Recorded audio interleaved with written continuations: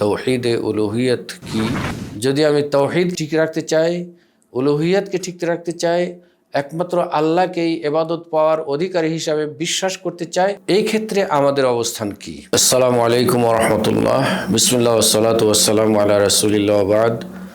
আত-তাহরিক TV কর্তৃক আয়োজিত আজকের এই সৌজন্য সাক্ষাতে ছোট্ট একটি বিষয়, তৌহিদে উলুহিয়ত কি, এর স্বরূপ কি, খুবই সংক্ষেপে উত্তর দেওয়ার চেষ্টা করবো ইনশাআল্লাহ। আমা তৌফিক ইল্লা বিল্লাহ। তৌহিদুল উলুহিয়া বা ইলাহ হিসাবে আল্লাহকে এককভাবে বিশ্বাস করা। এর অপর আরেকটি নাম হচ্ছে তৌহিদুল ইবাদাহ,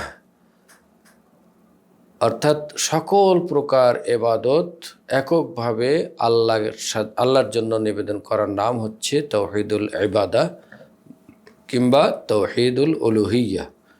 ইলাহ হিসাবে সকল প্রকার ইলাহকে, গায়রুল্লাহকে বাদ দিয়ে একমাত্র আল্লাহকে একক ইলাহ হিসাবে গ্রহণ করা, অথবা সকল প্রকার ইবাদত একমাত্র আল্লাহর জন্য নিবেদন করার নাম হচ্ছে তৌহিদুল উলুহিয়া অথবা তৌহিদুল ইবাদাহ। অতএব এই ক্ষেত্রে আমাদের অবস্থান কি?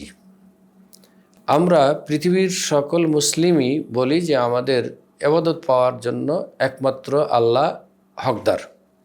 আমরা মুখে স্বীকার করি যে আমাদের ইলাহ বা আমাদের মাবুদ একজনই, তিনি হচ্ছেন আল্লাহ। হিন্দু ধর্মে যেমন বিশ্বাস করে, তারা বলে থাকেন যে তাদের ৩৩ কোটি দেবতা রয়েছে, উপাসনার পাওয়ার যোগ্য রয়েছে বলে দাবি করে, কিন্তু মাত্র কয়েকজনের ইবাদত করে তারা, কয়েকজনের কাছে তারা তাদের আনুগত্য অর্চনা পেশ করে থাকে।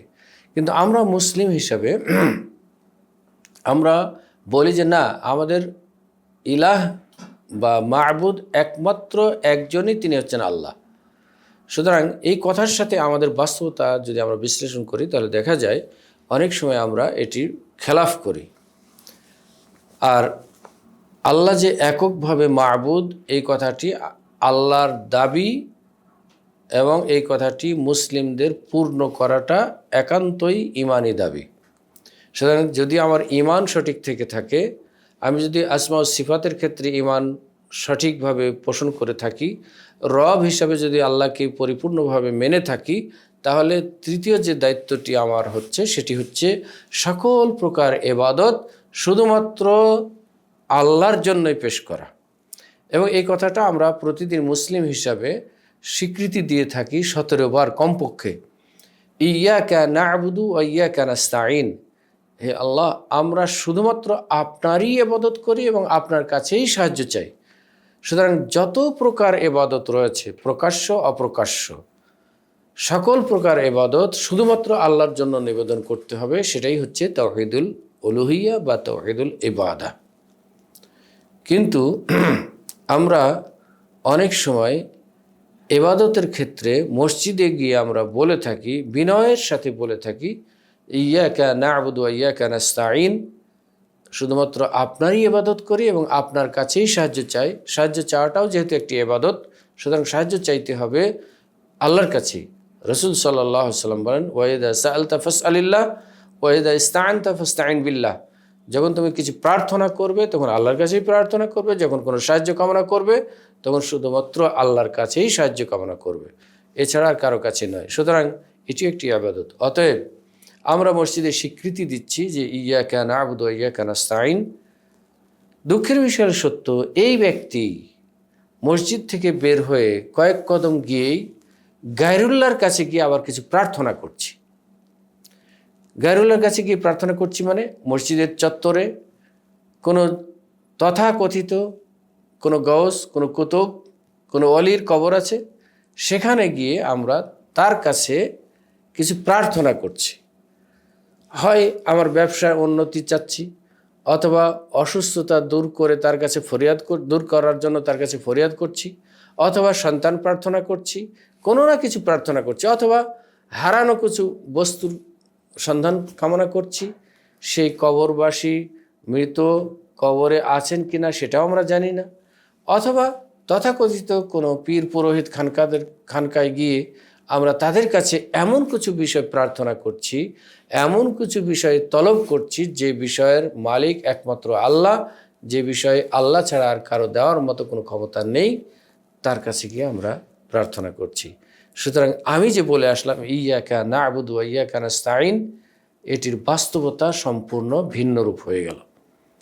অতএব যদি আমি তাওহীদকে ঠিক রাখতে চাই, উলুহিয়াতকে ঠিক রাখতে চাই, একমাত্র আল্লাহকেই ইবাদত পাওয়ার অধিকারী হিসাবে বিশ্বাস করতে চাই, তাহলে এই বিশ্বাস যেমন মসজিদে গিয়ে বলে আসলাম ইয়াকা না'বুদু ওয়া ইয়াকা নাস্তাঈন, এর বাস্তবতা কর্মজীবনে, বাহ্যিক জীবনে সকল ক্ষেত্রে প্রমাণ হতে হবে যে আমরা শুধুমাত্র আল্লাহর কাছেই চাই, যে বিষয়গুলি আল্লাহ ছাড়া দেওয়ার মতো আর কেউ ক্ষমতা রাখে না। তাহলেই আমি আল্লাহর জন্য ইবাদত যথাযথভাবে পেশ করলাম। কেন চাওয়াটা হচ্ছে একটি ইবাদত। সুতরাং সন্তান দেওয়ার মালিক যেমন আল্লাহ, না দেওয়ার মালিকও আল্লাহ, একাধিক সন্তান দেওয়ার মালিকও আল্লাহ, পুত্র কন্যা উভয় দেওয়ার মালিক আল্লাহ। সুতরাং আল্লাহর কাছেই সন্তান চাইতে হবে, পৃথিবীর অন্য কোনো গাউস কুতুব আউলিয়ার কাছে চাইতে পারা যাবে না। এই চাওয়াটা হচ্ছে এক ধরনের ইবাদত।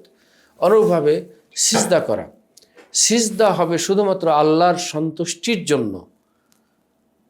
আল্লাহ এবং আল্লাহ রসুল সাল্লাল্লাহু আলাইহি ওয়াসাল্লাম যে পদ্ধতিতে যেভাবে সিজদা করতে বলেছেন, ঠিক সেই পদ্ধতিতে সেইভাবেই আল্লাহর সন্তুষ্টি লাভের জন্য সিজদা করতে হবে। আমরা অন্য ধর্মের মতো চন্দ্র সূর্যকে সিজদা করব না। অমিন আয়াতিহি আল্লাইলু ওয়ান নাহার ওয়াশ-শামসু ওয়াল কমর, আল্লাহর নিদর্শন সময়ের মধ্যে হচ্ছে রাত এবং দিন, চন্দ্র এবং সূর্য। সুতরাং ফালা তাসজুদু লিশ-শামসি ওয়ালা লিল কমর, তোমরা সূর্যকেও সিজদা করবে না, চন্দ্রকেও সিজদা করবে না। ওয়াসজুদু লিল্লাহিল্লাযী খালাকাহুন্না, বরং সেই আল্লাহর জন্য সিজদা করো যিনি এ সমস্তকে সৃষ্টি করেছেন। অতএব কোনো সৃষ্টিকে, কোনো সৃষ্টির জন্য, কোনো সৃষ্টির সন্তুষ্টি লাভের জন্য বা কোনো সৃষ্টির মাধ্যমে আল্লাহকে পাওয়ার জন্য কোনো সৃষ্টির কাছে সিজদা করাটা মানে হচ্ছে ইবাদতটা আমি গায়রুল্লাহর কাছে পেশ করলাম। আর শর্ত হচ্ছে তাওহীদুল উলুহিয়ার শর্তই হচ্ছে যে আমি কোনো ধরনের ইবাদত নামক কোনো কর্ম গায়রুল্লাহর কাছে পেশ করতে পারবো না। অতএব আমি সিজদা যখন করছি খানকায় গিয়ে, মাজারে গিয়ে, দরগায় গিয়ে, দুর্গায় গিয়ে, তখনই আমি আল্লাহকে আর এক মাবুদ হিসেবে মানতে পারছি না। তখন অন্যকে, গায়রুল্লাহকে, সৃষ্টিকে মাবুদ হিসেবে গ্রহণ করে নিচ্ছি। অনুরূপভাবে যদি আমরা কোনো নির্দিষ্ট স্থানে গিয়ে, নির্দিষ্ট কোনো স্তম্ভের কাছে গিয়ে প্রার্থনা করি যে এইখানে কোনো শহীদদের জন্য মাগফিরাত কামনা করি, তাহলেও সেটি শিরকের অন্তর্ভুক্ত। কেননা মাগফিরাত কামনা করা এটি একটি ইবাদত। সুতরাং মাগফিরাত কামনা করতে হলে আল্লাহ যেভাবে বলেছেন, আল্লাহ রসুল সাল্লাল্লাহু আলাইহি ওয়াসাল্লাম যেভাবে বলেছেন সেভাবেই করতে হবে। নির্দিষ্ট স্তম্ভের কাছে গিয়ে স্তম্ভকে সম্মান করে খালি পায়ে গিয়ে নীরবে দাঁড়িয়ে থেকে কারোর জন্য কোনো ক্ষমা প্রার্থনা হয় না। সুতরাং এটিও শিরকের শামিল। অতএব আসুন আমরা ইবাদত নামক প্রকাশ্য এবং অপ্রকাশ্য সকল প্রকার ইবাদত শুধুমাত্র আল্লাহর সন্তুষ্টির জন্যই করব এবং আল্লাহ এবং আল্লাহর রসুল সাল্লাল্লাহু আলাইহি সাল্লামের নির্দেশিত পথ অনুযায়ী করব। কোনো গায়রুল্লাহর কাছে গিয়ে কোনো ধরনের ইবাদত নামক বিষয় পেশ করা যাবে না। যদি এটা করি তাহলে আমি প্রতিদিন যে বলছি ইয়াকা না'বুদু ওয়া ইয়াকা নাস্তাঈন, এই কথার সাথে আমার কোনো মিল থাকছে না। আমি যখনই বলবো ইয়াকা না'বুদু ওয়া ইয়াকা নাস্তাঈন, তখনই সমস্ত গায়রুল্লাহকে, তাগুতকে অস্বীকার করে একমাত্র আল্লাহর জন্যই ইবাদত করতে হবে, একমাত্র আল্লাহকেই একচ্ছত্র মাবুদ হিসেবে গ্রহণ করতে হবে। আল্লাহ রাব্বুল আলামিন আমাদের সবাইকে রব হিসাবে আল্লাহর পরিচয় জেনে, আল্লাহর নাম ও গুণাবলী যথাযথভাবে জেনে সকল প্রকার ইবাদত তার জন্যই পেশ করার তৌফিক এনায়েত করুন। ওয়া আখির দাওয়ানা আলহামদুলিল্লাহি রাব্বিল আলামিন। আসসালামু আলাইকুম ওয়া রাহমাতুল্লাহি ওয়া বারাকাতুহু। আত-তাহরিক টিভি, ওহির আলোয় উদ্ভাসিত জীবনের জন্য।